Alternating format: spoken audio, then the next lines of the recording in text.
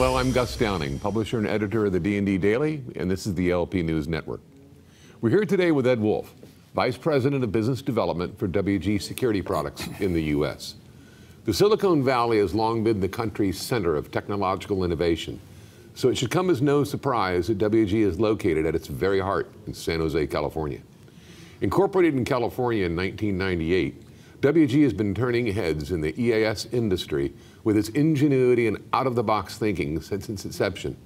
While their concentration remains on loss prevention and asset protection solutions, their products know no bounds. With applications ranging from warehouse and storage locations to hospitals and correctional institutions, WG is guaranteed to have a technologically advanced answer to your monitoring questions. Their international staff of engineers works hard every day to provide tomorrow's answers to today's questions, featuring outside-the-box thinking that their competitors just can't match. WG is bringing loss prevention solutions into the 21st century and beyond. WG was formed in Asia more than a decade ago. They've maintained their international presence with corporate and warehousing locations in California, Shanghai, and Germany. Their products can be seen all over the world, from Eastern Europe and Asia and the Middle East to Africa, Australia, and the Americas. Their expansive business partner network abroad and regional specialists here in the United States ensures that WG is never too far away from you, the retailers. Ed, welcome and thanks for being here today. Well, thank you, Gus. Good to be back. WG developed the Ninja Tag as an alternative to Spider Wrap and the Box Guard 2 years ago. What's your experience and your customers' reaction to the test results? Well, Gus, first of all, the results have been great. We've tested it with at least 10 to 15 different companies, and every one of them have decided to want to purchase it after the test. And there's really no wonder, because it's a better looking tag. It looks better on the merchandise. You save about 40 to 50 seconds against the application of Spider Wrap or Box Guard. And when you're talking about putting several thousand of these on in a store, that's a lot of savings. And how do you save it? I mean, because it sits on a tray, a flat surface that it adheres to the box and it just clips in? I mean, as opposed to the wrap that goes all around? I mean, yeah, from the point that well, first of all, when you put the tray on, the only time it takes is really to take the backing off the tray, the sticky backing off the tray. You put the tray on, and you can lock in the tag in 3-4 seconds. Okay. You're not evaluating the shape of the box. You're not trying to determine whether you're going to crush a cellophane window in the box. You're not doing all the things that people with Spider Wraps have had to do. And you can then put it in. You can put it exactly where you want to from a standpoint of the aesthetics of the advertising on the box as well.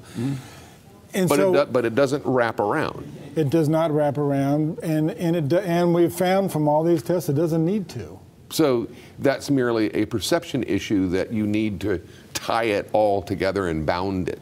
Yeah, I think that there was an original perception, and I was kind of guilty of this myself. I think a lot of people in the industry were, that when we first started looking at how we could evaluate an alternative to Spider Wrap, is that you needed to cover all 4 corners of the box, because people would open the box and take it out. We just haven't found that to be the case.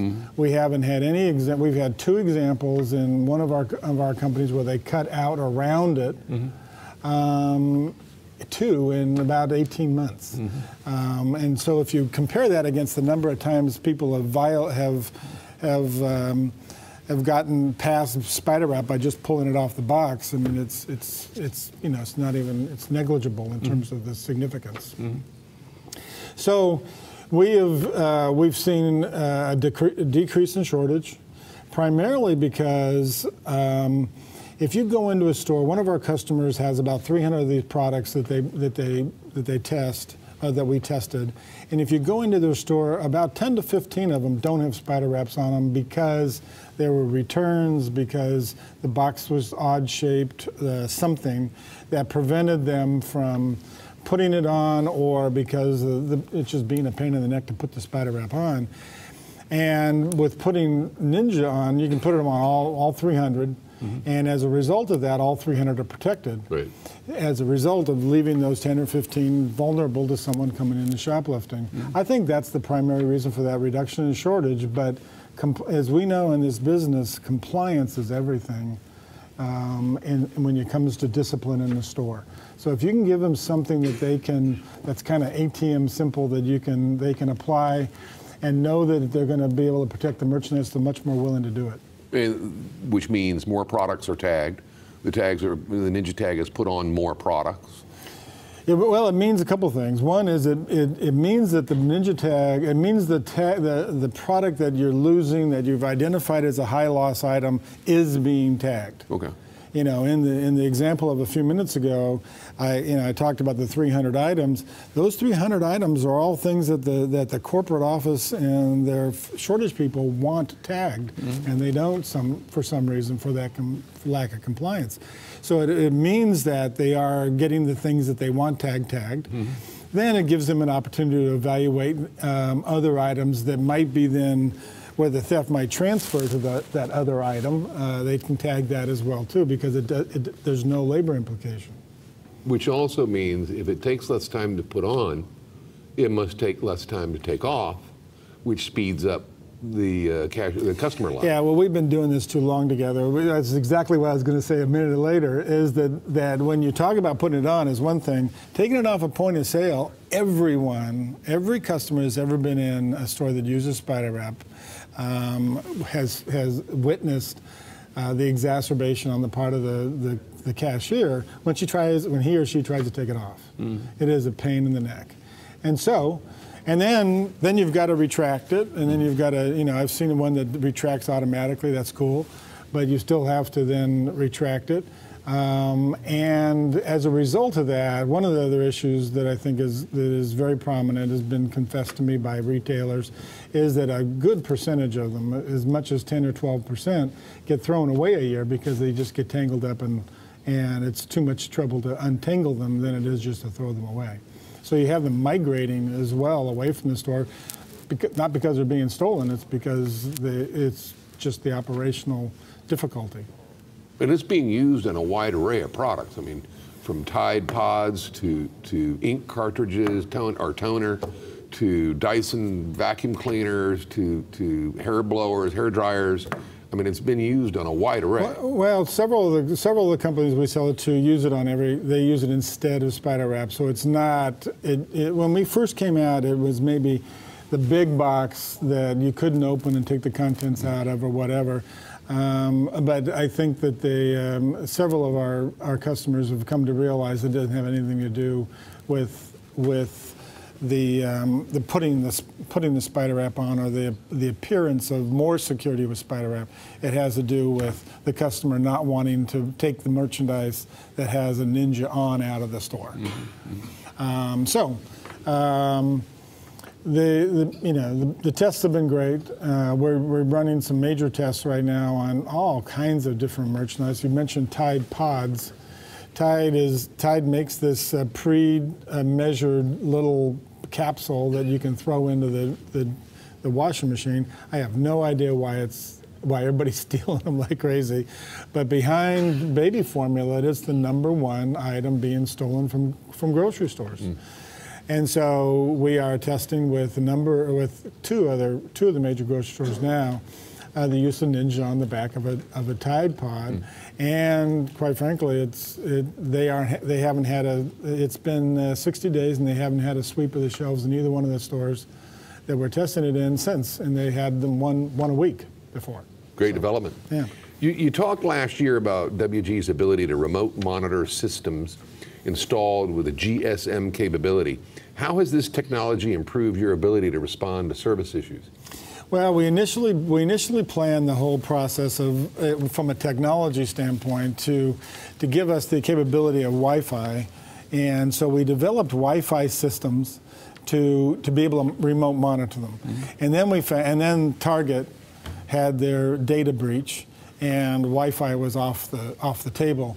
So it was actually a fairly simple leap to move from that to negotiating with a cellular carrier to offer a GSM hotspot with every one of our systems.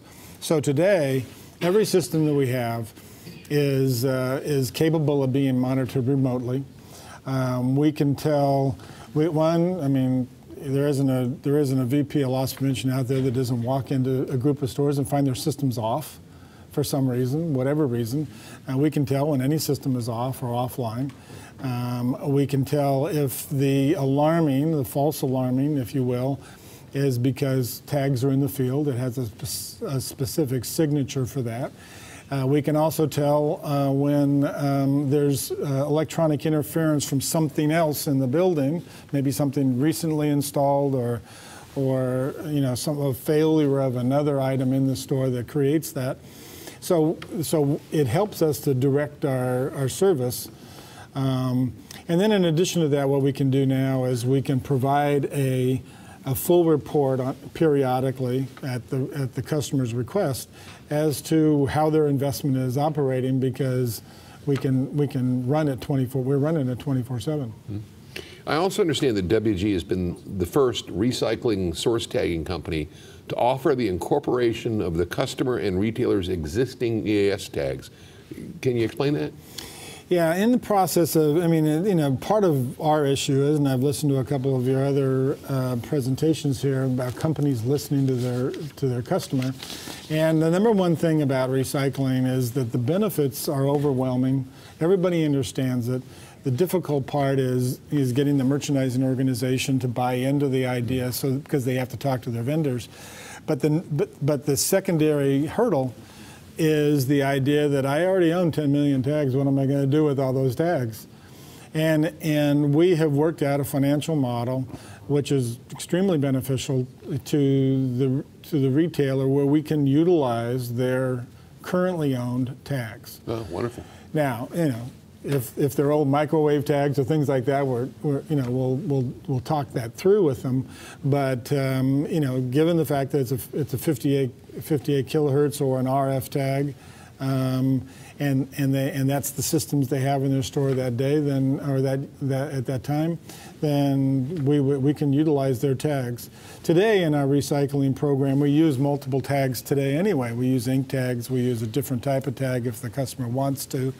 So the addition of adding their used tag, if you will, to the mix wasn't really a problem. Excellent. Yeah. Well, I want to thank you for being here today. My pleasure. Appreciate it. Well, that's it for this episode, ladies and gentlemen. We'd like to thank you for watching. And until next time, let's keep them all safe out there.